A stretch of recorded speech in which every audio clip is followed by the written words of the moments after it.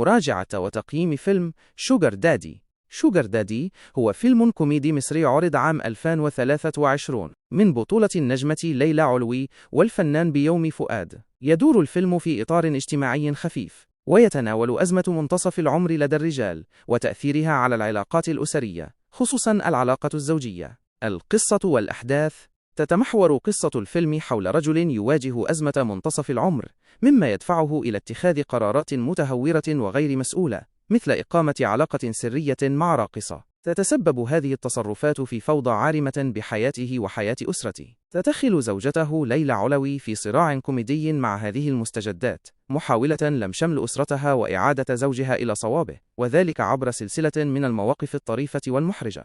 الإيجابيات والسلبيات.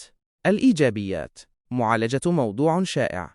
الفيلم يتطرق إلى أزمة منتصف العمر بشكل كوميدي، وهي قضية حياتية يمر بها الكثيرون، مما يجعله قريبا من واقع الجمهور. الكيمياء بين الأبطال: يظهر انسجام وتناغم واضح بين ليلى علوي وبيومي فؤاد. هذا التعاون الثاني بينهما بعد فيلم ماما حامل يؤكد قدرتهما على تقديم الثنائيات الكوميدية بنجاح، حيث يبرع بيومي فؤاد في تجسيد دور الرجل الذي يمر بأزمة نفسية بطريقة مبالغ فيها ومضحكة، بينما تتقن ليلى علوي دور الزوجة التي تحاول التعامل مع الموقف بحنكة وفكاهة. لحظات كوميدية: يحتوي الفيلم على عدة مشاهد ومواقف كوميدية صريحة تهدف إلى إثارة الضحك، لا سيما تلك التي تنتج عن محاولات الزوجة لاستعادة زمام الأمور والسيطرة على تصرفات زوجها. طاقم عمل متنوع: يضم الفيلم نخبة من الفنانين الكوميديين مثل حمدي المرغني، مصطفى غريب، تامر هجرس، والراقصة جوهرة، مما يضيف للعمل تنوع في الأداء الكوميدي. السلبيات: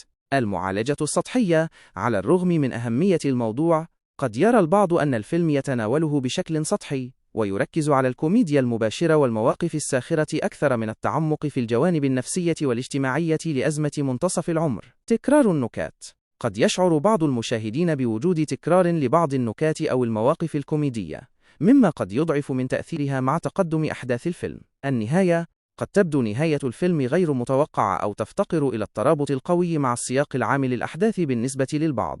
الأداء والإخراج: يقدم المخرج محمود كريم عملاً يتناسب مع طبيعة الفيلم الكوميدية، مع التركيز على إبراز الأداء التمثيلي في المشاهد الفكاهية. أما أداء الممثلين، فليلى علوي تقدم دورا كوميدي قويا كزوجة تحاول التعامل مع تصرفات زوجها الغريبة بذكاء، بينما يؤدي بيومي فؤاد دور الرجل الذي يواجه أزمة منتصف العمر ببراعة، مسلطا الضوء على الجانب الكوميدي من الشخصية. التقييم العام: فيلم شوغر دادي هو فيلم كوميدي خفيف ومسلي، يعد خيارا جيدا للجمهور الباحث عن الضحك والاستمتاع بمشاهدة الكيمياء الفريدة بين ليلى علوي وبيومي فؤاد.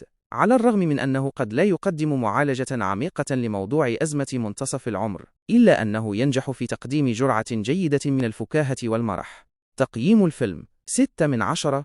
فيلم ثانية واحدة هو فيلم كوميدي رومانسي مصري صدر عام 2021 من إخراج أكرم فريد وتأليف مصطفى حمدي، يشارك في بطولته النجمة دينا الشربيني والفنان مصطفى خاطر، إلى جانب كوكبة من النجوم. القصة والسيناريو: تدور أحداث الفيلم حول فتاة تفقد الذاكرة أثر حادث، فيجدها شاب ويحاول مساعدتها. تبدأ بينهما علاقة عاطفية، لكن الأمور تتعقد عندما تبدأ ذاكرتها في العودة تدريجياً، ويكشف ذلك عن حقائق لم يكن الشاب يعرفها. يعتمد الفيلم على فكرة الكوميديا الموقفية الناتجة عن اختلاف الشخصيات والمفارقات التي تنتج عن فقدان الذاكرة وعودتها. الإيجابيات: فكرة الفيلم: فكرة فقدان الذاكرة والتعافي منها مع الكوميديا والرومانسية هي فكرة كلاسيكية، ولكنها يمكن أن تكون ممتعة إذا تم تنفيذها جيدا. الكيمياء بين دينا الشربيني ومصطفى خاطر: أظهر الثنائي انسجاما جيدا على الشاشة، مما ساعد على إضفاء بعض المصداقية على الجانب الرومانسي من القصة. دينا الشربيني قدمت أداء جيدا في دور الفتاة التي تعاني من فقدان الذاكرة، ومصطفى خاطر برع في تقديم دور الشاب الطيب الذي يقع في حبها. وجود عناصر كوميديا: الفيلم يحتوي على بعض المواقف الكوميدية الخفيفة التي قد تثير الضحك لدى الجمهور. الرسالة الإيجابية: يركز الفيلم على أهمية الحب والتسامح وتقبل الآخر رغم الظروف، وهي رسائل إيجابية تصل للمشاهد. السلبيات: السيناريو المتوقع: قد يجد البعض أن أحداث الفيلم متوقعة إلى حد كبير، ولا توجد الكثير من المفاجآت التي تحافظ على عنصر التشويق. المعالجة السطحية. على الرغم من وجود فكرة جيدة، إلا أن الفيلم قد يكون عالجها بسطحية في بعض الجوانب، خاصة فيما يتعلق بعمق الشخصيات وتطور الأحداث. الإيقاع.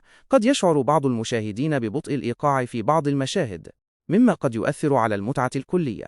الكوميديا المتفاوتة. بينما توجد لحظات كوميديا، قد لا تكون الكوميديا على نفس المستوى طوال الفيلم، وقد يراها البعض أقل إضحاكا مما كان متوقعا. الأداء والإخراج. دينا الشربيني. قدمت أداء مقبولا ومناسبا لدور الفتاة التي تعاني من فقدان الذاكرة وتعيش حالة من الارتباك والمفاجآت. مصطفى خاطر. حافظ على إيقاعه الكوميدي المعتاد الذي يفضله جمهوره، ولعب دور الشاب الطيب الذي يحاول المساعدة. المخرج أكرم فريد حاول تقديم فيلم خفيف وممتع، وركز على الجانب الرومانسي والكوميدي، لكنه لم يخرج بالفيلم عن الإطار التقليدي للدراما الكوميدية الرومانسية المصرية.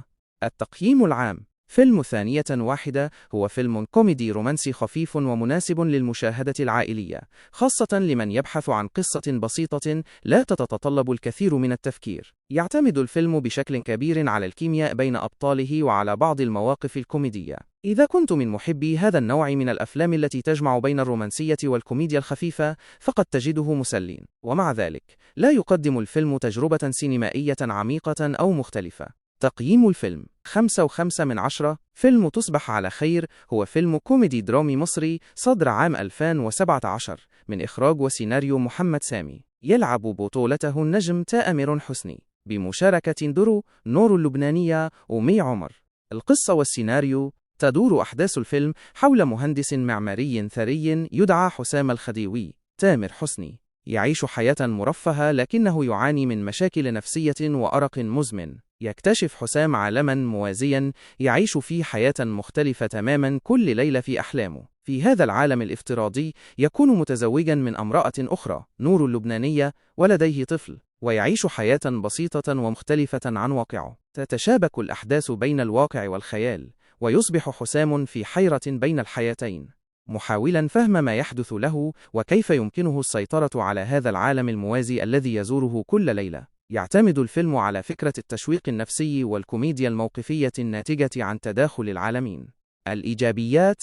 الفكرة غير التقليدية. يقدم الفيلم فكرة مبتكرة نسبياً على السينما المصرية، وهي فكرة العالم الموازي والأحلام الواعية، والتي تتشابك مع الواقع بطريقة درامية وكوميدية. هذا الطرح يثير الفضول ويدفع المشاهد للتفكير. أداء تامر حسني. يقدم تامر حسني أداءً جيداً في دور حسام، حيث ينجح في التعبير عن حيرته، ألمه النفسي، وجانبه الكوميدي في آن واحد. يظهر تطوراً في شخصيته على مدار الفيلم. الجانب البصري والإخراج. استطاع المخرج محمد سامي تقديم صورة جذابة وعناصر بصرية مميزة، خاصة في مشاهد الأحلام والعالم الموازي، مما أضاف للفيلم بعداً جمالياً. الرسالة الفلسفية. يحمل الفيلم رسالة ضمنية عن البحث عن السعادة الحقيقية، وهل تكمن في الثراء والرفاهية أم في العلاقات الإنسانية البسيطة والرضا الداخلي؟ السلبيات. الخلط بين الأنواع. يجمع الفيلم بين الكوميديا، الدراما، والتشويق النفسي. هذا المزيج قد يكون نقطة قوة، لكنه في بعض الأحيان يؤدي إلى تذبذب في النغمة، مما قد يربك المشاهد حول نوع الفيلم الرئيسي. المبالغة في بعض المشاهد.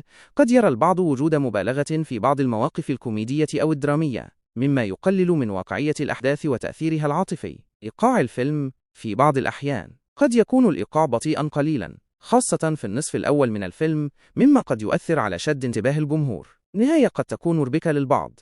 على الرغم من أن النهاية قد تكون مفاجئة، إلا أنها قد تترك بعض الأسئلة دون إجابة واضحة تماماً، أو قد يجدها البعض غير مقنعة بالقدر الكافي.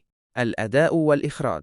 تامر حسني كما ذكرنا قدم أداءً متطوراً ومقنعاً، وأظهر قدرة على التعبير عن المشاعر المركبة للشخصية. درو ونور اللبنانية ومي عمر قدم أدواراً مساعدة جيدة، كل منهن أضافت بعداً مختلفاً للقصة وعلاقتها بالبطل. المخرج محمد سامي حاول تقديم فيلم مختلف بفكرة جديدة، ونجح في إضفاء لمسة بصرية مميزة، لكن السيناريو كان يمكن أن يكون أكثر أحكاماً في بعض الجوانب. التقييم العام. فيلم تصبح على خير يعتبر تجربة مختلفة وجريئة في السينما المصرية، خاصة لطرح فكرة العالم الموازي والأحلام بهذا الشكل. على الرغم من بعض الملاحظات على الإيقاع أو التوازن بين الأنواع، إلا أنه يقدم قصة مشوقة ومسلية، ويفتح مجالاً للتفكير في مفهوم السعادة والواقع. يستحق المشاهدة لمن يبحث عن فيلم يمزج بين الكوميديا، الدراما، وفكرة خارج الصندوق. تقييم الفيلم 7/10.